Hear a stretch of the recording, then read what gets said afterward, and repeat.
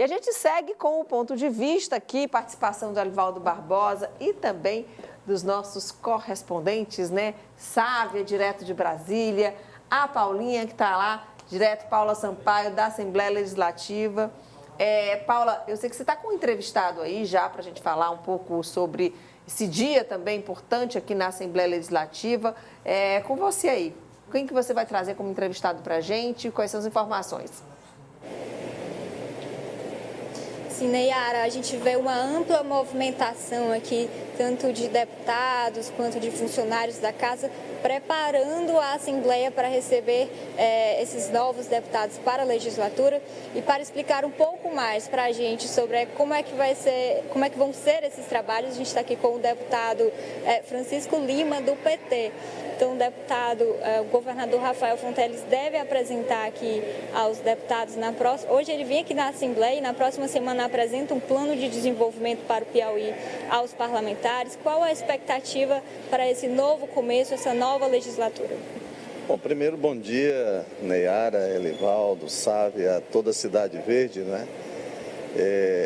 Temos grande expectativa, não é? Eu acho que começa um novo ciclo da gestão e da política no estado do Piauí. Acho que a posse do governador Rafael Fonteles aponta para isso e agora a posse na Assembleia Legislativa com uma renovação de alguns parlamentares e intensificando esse diálogo, esse jeito mais rápido, mais arrojado do governador. E a Assembleia tem que acompanhar esse ritmo. Acho que buscar aí o desenvolvimento do Estado com a atração de grandes investimentos, eu acho que a contratação de novos projetos, de novos financiamentos, isso é parte de toda essa estratégia de implementação desse novo jeito de gerir o Estado e de fazer política. E aqui se completa, digamos, esse ciclo inicial aí com a posse hoje dos novos mandatários na Assembleia Legislativa. Deputado, agora que a vistoria da tropa, né, às 9 horas, às 11 horas o governador vai estar aqui também e há a posse oficial. O senhor pode explicar para a gente, o senhor que já participou desse processo tantas vezes, pode explicar para a gente um pouquinho qual é o rito de hoje? Não, hoje nós vamos ter a posse às 11 horas, né? Na verdade, a visita às tropas e a presença do governador para fazer a leitura da mensagem será amanhã. No caso, hoje nós teremos a posse dos deputados, depois a eleição da mesa diretora para o primeiro, aí encerra ali a votação, a apuração e vem em seguida a eleição também para o segundo biênio na Assembleia Legislativa. Então, é uma solenidade relativamente rápida, mas com essa novidade da eleição para a mesa diretora para primeiro e segundo biênio. E essa questão da eleição, deputado, é algo novo, as duas eleições num único dia, né? Foi fruto de um acordo firmado entre PT e MDB para que Franzé assuma nesse primeiro biênio e Severo no segundo biênio? Tiveram duas mudanças digamos assim, na base legal que trata da eleição. A primeira foi essa, uma mudança no regimento da Assembleia, autorizando a eleição para o primeiro e segundo biênio no mesmo dia, né, nessa primeira sessão legislativa. E a segunda mudança, que eu considero a mais importante, foi aqui a inserção na Constituição Estadual que limita, ou seja, que impede a reeleição para uma mesma legislatura de um mesmo presidente. Então, agora, não poderá haver na mesma legislatura reeleição, ou seja, acabou com a reeleição indefinida que acontecia, inclusive aqui na Assembleia. Eu acho que essa foi uma grande conquista. Então, a Assembleia é sempre uma casa de entendimento. Aqui, quase nada é aprovado sem entendimento entre os partidos, entre as lideranças, combinando com a mesa diretora, combinando, ora, com o executivo, com o judiciário, enfim. Então, eu acho que prevalece esse formato da busca do entendimento. Então temos aqui o deputado Francisco Lima do PT, passando para a gente um pouco sobre a programação de hoje aqui na Assembleia, Nayara. Ok, então, Paula, muito obrigada. Agradeço também ao deputado Francisco Lima, que é o líder do PT aí na Assembleia Legislativa, pela participação aqui no Notícia da Manhã. Muito obrigada, viu? Agora vamos... queria que o Elivaldo falasse sobre essa composição da Assembleia Legislativa, né, Elivaldo, por Perfeito. partidos. Eu diria que hoje nós teremos vamos ter uma composição mais enxuta. A Assembleia já chegou a ter 10 partidos representados no plenário da Casa. Hoje a situação mudou completamente, até mesmo pela nova legislação que impõe aí restrições, cláusulas de desempenho e tudo mais. Ficou assim, para os próximos 4 anos, a Assembleia começa a legislatura com o PT com 12 parlamentares. Em segundo lugar, o MDB aparece com 9. O Progressistas logo em seguida com 7, e aí os 2 partidos minoritários, com apenas um representante de cada um, Republicanos e Solidariedade. Veja que nós já tivemos, Yara, 8, 9 partidos na casa. Hoje nós temos 1, 2, 3, 4, 5. E aí você chamou a atenção para o Solidariedade, né, com um representante só, que é o deputado Evaldo Gomes, que está nas duas mesas diretoras dos 2 biênios. E Republicanos é o deputado Jeová Alencar, foi vereador, renunciou ontem ao mandato, está pronto para assumir o mandato de deputado federal, é o representante único do Republicanos aí na Assembleia Legislativa. Ok. Vamos agora... tem uma reportagem, sabe? A gente já te chama, tá? Fica aí que a gente já te chama, porque a composição do Congresso Nacional ela foi alterada nas últimas eleições, mas na Câmara Federal, por exemplo, quase 300 lugares vão ser ocupados pelos mesmos parlamentares que foram reeleitos a partir de hoje. Bom, no Senado, apenas 27 senadores, né, assumem um mandato hoje, que é a quantidade aí de estados do nosso país. Vamos conferir. Na Câmara, 513 deputados federais tomam posse nesta quarta-feira. A maior bancada entre os partidos é do PL, com 99 eleitos, seguida da bancada da Federação, PT, PV e PCdoB, que fez 81 cadeiras. O coordenador da bancada do Piauí destaca as prioridades que a bancada deve defender e o apoio ao presidente Lula. Sei que aqui vai ter muito trabalho, vai ter muita discussão, apesar de ter uma boa base parlamentar aqui, mas não é ainda suficiente para estar aprovando grandes projetos, pelo número de deputados que ainda nós não temos suficiente, mas é isso, o parlamento é isso, é conversa, cada votação tem que ceder aqui e acolá, para que um projeto de nação, um projeto de governo do PT com os aliados possam ter sucesso. O União Brasil tem 59 parlamentares e o Progressistas, 47 deputados federais. Com 17% das cadeiras, as mulheres são minoria.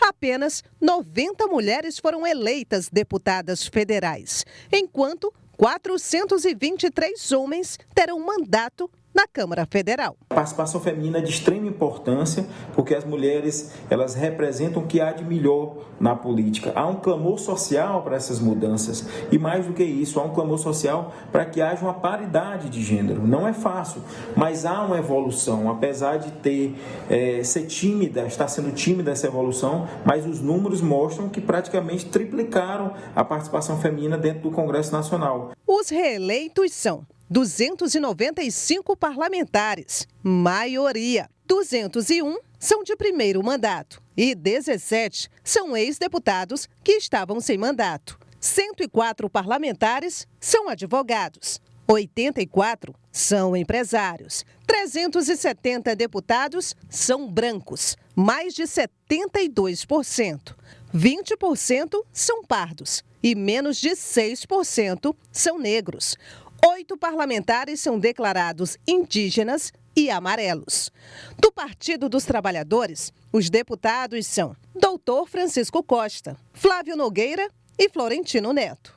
Um compromisso contra qualquer tipo de discriminação e preconceito e ajudar a todos que fazem a bancada do PT, a nossa liderança, a contribuir para a governabilidade, para que o presidente Lula possa fazer esse grande governo da reconstrução e da reconciliação nacional.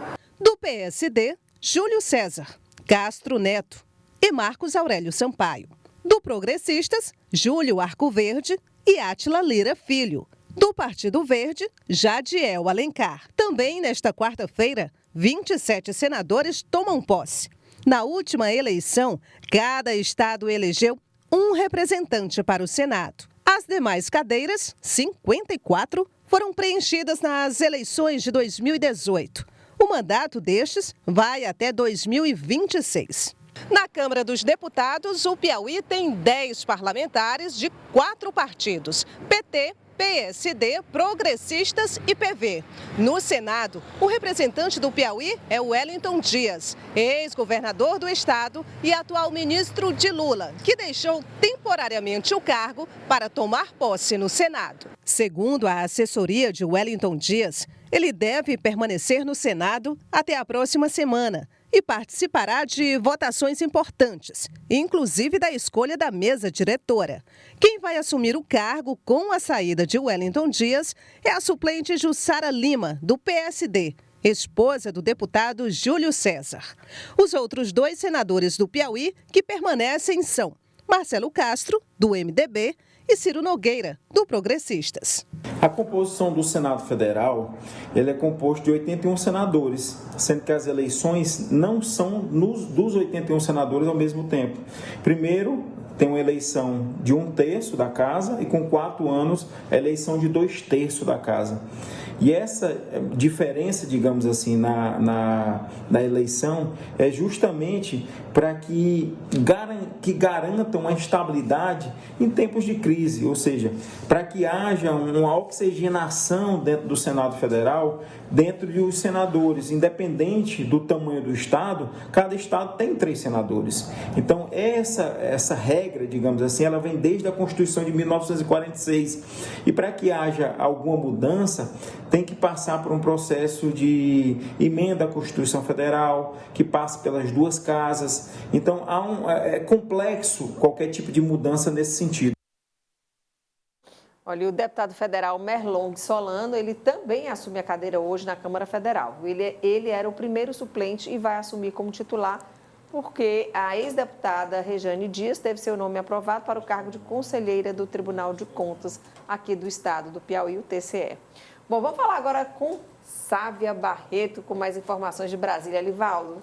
Pois é, Sávia, olha, você falava agora há pouco na rádio, Sávia, sobre essa expectativa da eleição, que é o que chama a atenção hoje aí em Brasília, é do Senado, né? Da Câmara, você já informou bem, e o Brasil acompanha uma consolidação da reeleição ou recondução de Arthur Lira para a presidência da Casa. Agora, no Senado, Rodrigo Pacheco, PSD, candidato à recondução.